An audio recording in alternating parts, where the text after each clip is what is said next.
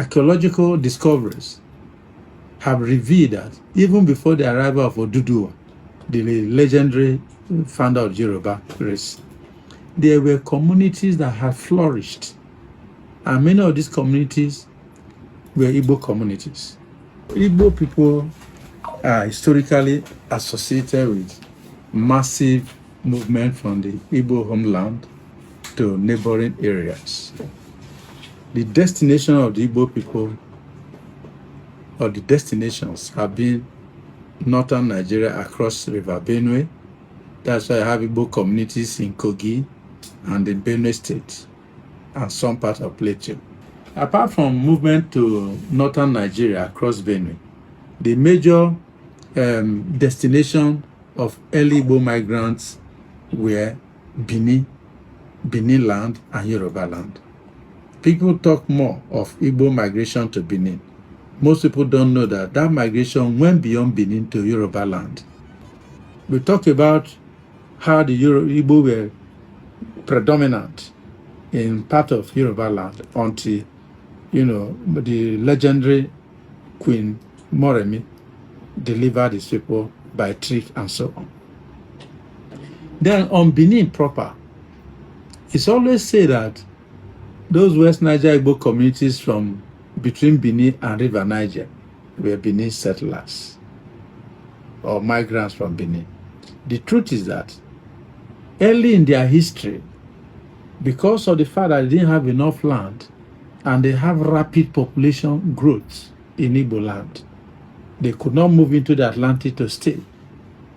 And because central Nigeria had empires like Igala Kingdom that could, obstruct movement of Igbo into Ikala land, the only outlet for the Igbo people was Benin land.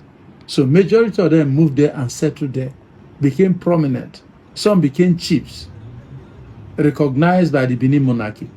But because of their audaciousness and the aggressive nature of the Igbo, ready to take advantage of situations, enterprising too, they ran into conflict with the ruling class. And so, over time, starting from the 16th century, they began to return to Igbo land. Not all of them crossed the River Niger back to their original source. Only Onitsha was founded by such returnees. Majority of the returnees established communities between Abudu and Asaba. These were not Benin people. So those who say that West Niger Igbo people were Benin people simply because they came from Benin, they don't have the full historical knowledge. They were founded by Benin settlers, Igbo settlers in Benin. They were returnees, what professional historians call reversed migrations. So that is it. Though when they settled in these communities, Oboloko, Iseluku, Iselenkpitimi, Iselazaba, and the rest of them, and Abo,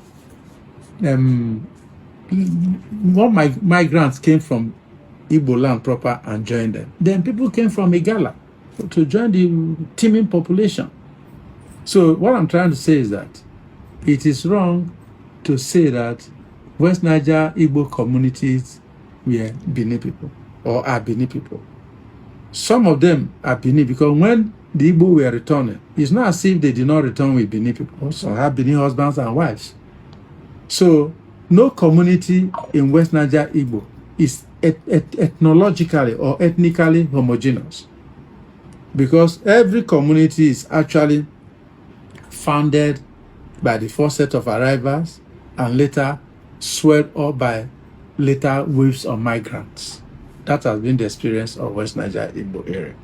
So the Igbo people who are in West Niger Igbo land claiming they are not, Igbo people, they don't know their history. And the Civil War has contributed to that. After the war, there was stigma attached to being an Igbo person. And there was persecution of the Igbo, which has continued. So people, because they want to be secure, to have security in Nigeria, they begin to drop the Igbo name, as has happened in Rivers State. they begin to claim that they're Bini or Igala, whereas they are Igbo people, right from creation. No, many of the towns and communities in Rivers State, they just remove the first name that makes it Igbo, so it sounds differently. If you are Wike and you remove N, you become Wike. For example, I'm not referring to the governor, but I can give you an example. All those communities in Rivers State, like Inquere, like Andoni, they are all Igbo communities. Port Harcourt was established by Igbo people during the colonial period.